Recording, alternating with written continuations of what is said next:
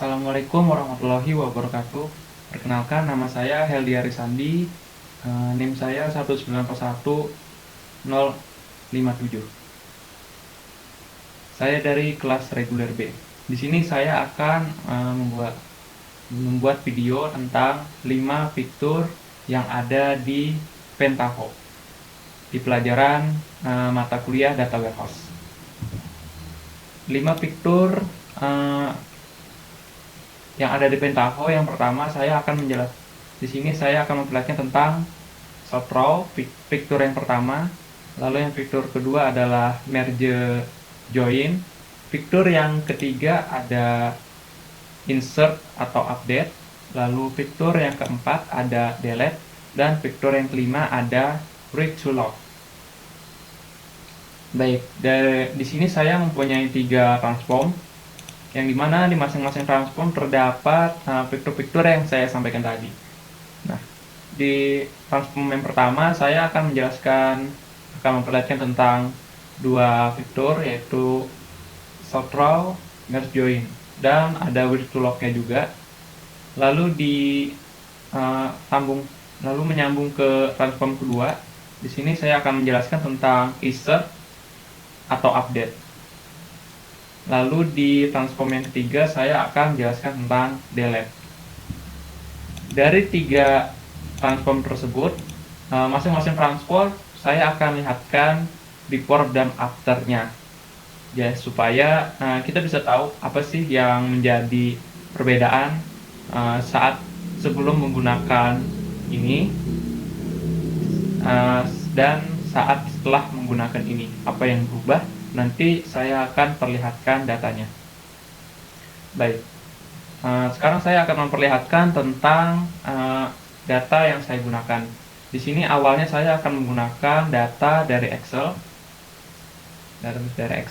yang dimana data tersebut ada data mahasiswa, yang dimana dalam data mahasiswa ini ada ID mata kuliah dan nama mahasiswa. Setelah itu saya akan menggunakan tabel berikutnya adalah tabel mata kuliah, yang dimana ada ID mata kuliah dan ada mata kuliah. Nah, jadi nanti untuk awalnya saya akan menggunakan 2 data ini, yang nanti akan saya proses di sini. Saya akan gabungkan dia menjadi data baru. Jadi before-nya merupakan data mahasiswa ini sama data mata kuliah ini. Ini before-nya. Nah, dengan menggunakan proses ini, maka dia akan mendapatkan data baru di sini. Data baru yang bernama MK mahasiswa. Jadi kita lihat data barunya, dia akan menjadi MK mahasiswa, yang dimana ID mata kuliah, dan nama mahasiswanya berada di dalam satu tabel seperti ini.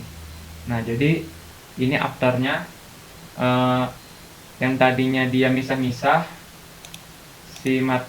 data mahasiswa sama data mata kuliahnya, di merger atau digabungkan menjadi tabel baru seperti ini, yang dimana di dalamnya terdapat ID mata kuliah, dan nama mahasiswa. Nah, lalu bagaimana sih caranya agar dia bisa seperti itu? Pertama, saya menggunakan Microsoft Excel input, yang dimana masing-masing Microsoft input saya masukkan data mahasiswa yang after tadi sebelum digabungkan, sama di sininya saya masukkan data mata kuliahnya. Setelah itu saya sort row agar nantinya di sort row ini bisa untuk di merger. Jadi di sort row kita masukkan ID mata kuliahnya, dia dimasukkan cuma ID-nya aja untuk key-nya. Setelah itu digabungkan dengan merge join dengan tipe inner antara ID mata kuliah dan ID mata kuliah. Dapatnya dari mana ID mata kuliah ini? Dapatnya dari sort row ini. Jadi setiap sort row mewakili data-data dari Microsoft Excel input ini. Setelah berhasil terjoin di sini, maka kita gunakan Microsoft outputnya untuk membuat file baru yang dimana di dalam si data baru ini terdapat ID mata kuliah dan nama mahasiswa. Gitu. Kita akan coba. Oh ya, di sini ada word to log. Apa sih gunanya? Kita akan coba dulu untuk memperlihatkan seperti apa gunanya. Kita run. Di sini terdapat error.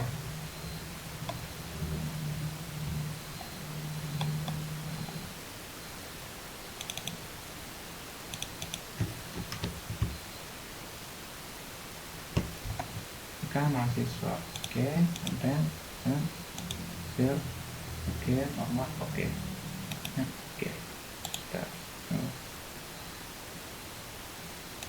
view, difference, error,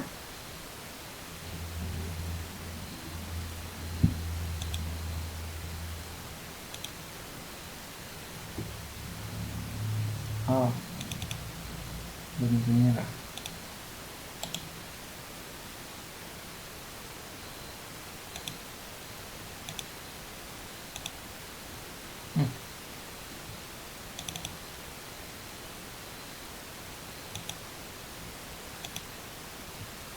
Ini apa? Karena sudah ada datanya. Kalau gitu aku ganti. Kalau gitu saya ganti datanya. Karena kan tadi ini sudah ada datanya, saya ubah menjadi mahasiswa 1. Kan oke. Saya run lagi. Yes. Oke, karena tadi datanya saya kan sudah ada datanya di sini.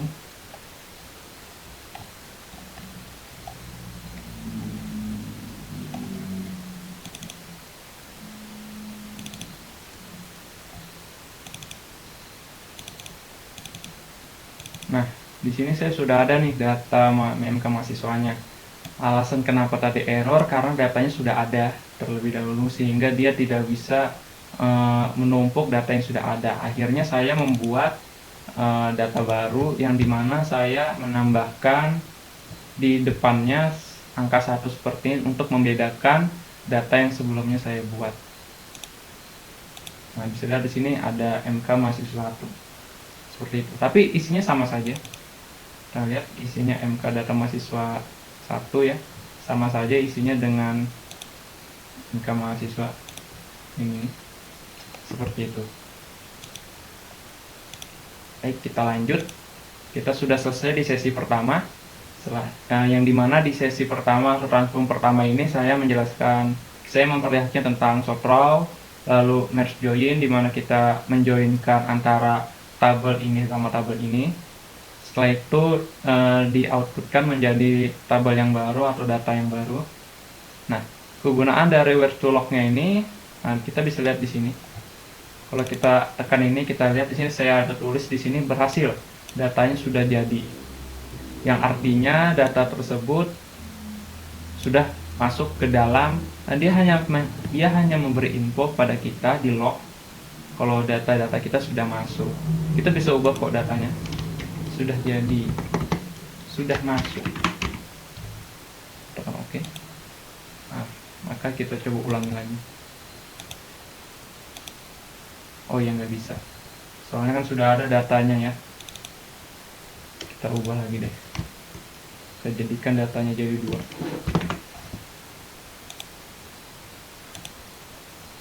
Di sini saya akan memperlihatkan tentang word to log-nya, kegunaannya kayak gimana. Nah, kayak gini. Nah, kalau kita perhatikan di bagian log-nya ini, nah kita lihat nih, berhasil, datanya sudah masuk. Data apa itu? ID mata kuliah ini, namanya Tutut, ID-nya ini, mata kuliahnya ini.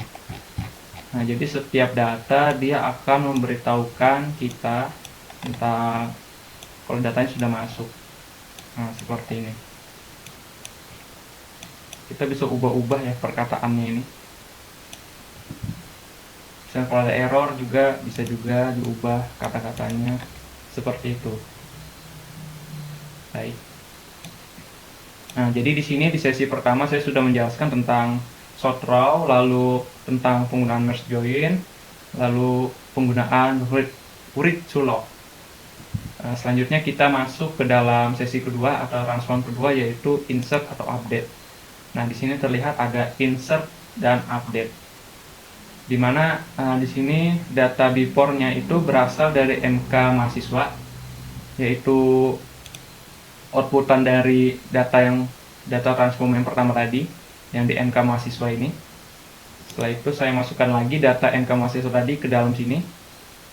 Nah, dari sini saya akan mencoba melakukan insert ke dalam database. Saya akan masukkan ke dalam database MySQL, ke dalam database mahasiswa. Saya cek dulu. Oke, sukses. Nah, di sini terlihat kalau saya nanti akan menargetkannya ke dalam table MK mahasiswa. Jadi nanti dia akan terkoneksi ke dalam database mahasiswa yang ada di MySQL, lalu masuk ke dalam tabel MK mahasiswa. Sini bisa terlihat apa saja yang akan kita masukkan ke dalam tabel MK mahasiswa ini. Nah, di sini juga ada read to log-nya supaya kita bisa tahu apakah datanya sudah masuk atau belum. Baik, kita coba. Oh ya, sebelum saya coba saya akan lihatkan dulu after-nya. Jadi before-nya dulu saya lihatkan ya, ada MK mahasiswanya seperti ini. Nah, jadi di MK mahasiswa ada ID mata kuliah dan nama mahasiswa. Lalu apa sih yang akan terjadi kalau kita mengerun ini? Kita perlihatkan aja langsung kali ya, supaya bisa tahu. Kita run. Yes. Oke, berhasil. Kita lihat di lognya, datanya masuk ke database MySQL. Ini karena saya di sini sudah tulis untuk memberitahu saya kalau datanya sudah masuk ke dalam database MySQL. Oke. Sekarang saya akan lihat datanya di MySQL. Nah, di sini di database mahasiswa, tabel mata kuliah. Kita cek. Oke. Nah, di sini data sudah masuk ya. Ada ID mata kuliah, sama nama mahasiswanya. Kita cek. Nah, di sini ada basis data warehouse, gamer, Pancasila, nama mata kuliahnya ya, pemrograman Python, sistem informasi, dan statistika dasar.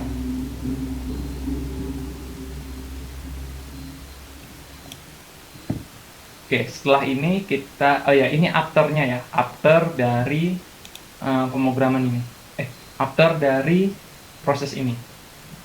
Jadi yang awalnya dari cuma file yang ada di Excel, lalu dimasukkan ke dalam database mahasiswa yang ada di MySQL. Nah, setelah itu MySQL. Setelah itu kita akan mencoba, di transform yang kedua ini saya sudah menjelaskan tentang insert dan update, dimana kita bisa menginsert data dari Excel ke dalam MySQL dengan menggunakan ini. Dan tidak juga nanti saya akan jelaskan juga, kan di sini kan ada dua nih, insert dan update. Nah, tadi kita sudah memakai yang insertnya nih, kita masukkan data kita dari sini ke dalam MySQL. Setelah itu nanti saya akan jelaskan tentang yang update ini kayak gimana setelah saya menjelaskan yang lain. Baik, karena di sesi kedua ini saya sudah menjelaskan tentang yang insertnya. Nah, selanjutnya saya akan masuk ke transform yang ketiga, yaitu delete. Di transform yang ketiga ini saya akan memperlihatkan terus tentang before dan afternya. Before-nya adalah kita lihat lagi di sini di database mahasiswa. Kita lihat di dalam mata kuliahnya ya. Di mata kuliahnya di sini ada basis data, data warehouse, gamer, Pancasila, program Python, sistem informasi, dan statistika dasar. Nah, dengan proses ini saya akan menghapus file gamers yang ada di dalam database ini. Nah, di sini kan ada nih mata kuliah gamer yang dimana mata kuliah ini dipilih oleh mahasiswa ini, Yanto, Ropika, Jernita, Dewi Susanti, dan lain-lain yang memilih mata kuliah gamer. Nah, kita akan menghapus data gamer ini beserta mahasiswa-mahasiswa yang memilih gamernya dengan menggunakan proses ini. Gimana caranya? Yang pertama, saya sudah mempersiapkan data gamernya, yang dimana data gamer ini saya ekstrak dari data gamer yang ada di sini. Jadi semua nama orang yang data gamer ini, data gamernya aja ini sudah saya ekstrak, saya buat menjadi data Excel gamer ini.